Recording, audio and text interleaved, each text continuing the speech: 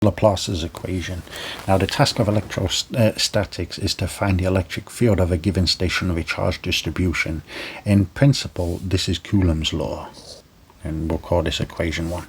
But it's difficult to calculate if not applied to a simplified setup. But often we can get around this by using Gauss's due to the symmetry. But ordinarily, the best way to calculate the potential V is thus. We'll call this equation 2. Now, this could still be tough, and in problems involving conductors, rho may not be known, since charge is free to move around. The only thing we can control directly is the total charge, or maybe potential, of each conductor.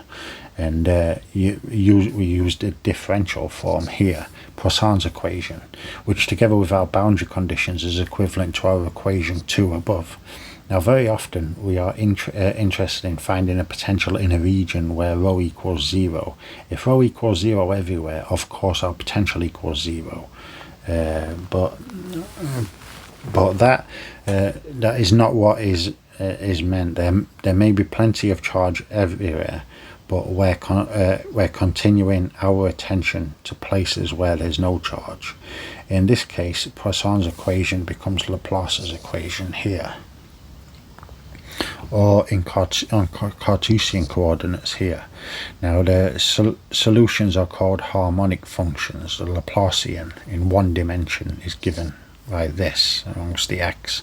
Now, solution is this, just a straight line. We picture integrating this twice. You'll get mx plus b, where b is just some constant of integration. Now, where v is uniquely determined by its value at the boundary by the uniqueness theorem. Now, the boundary could be infinity, where the potential is taken to be 0. Now, suppose we have two solutions given here. Now, both assume the specified value of the surface. Now, to prove they must be equal, look at the difference between them. These obey Laplace's equation here, which equals 0 on all boundaries. So v1 and v2 are equal, but Laplace's allows no local maximum or minimum. All extrema occurs on the boundaries. So max and minimum of v3 are both 0. Therefore, v3 is 0 everywhere. So v1 equals v2. Now, if we know in the charge, if we know the charge, we get Poisson's equation here.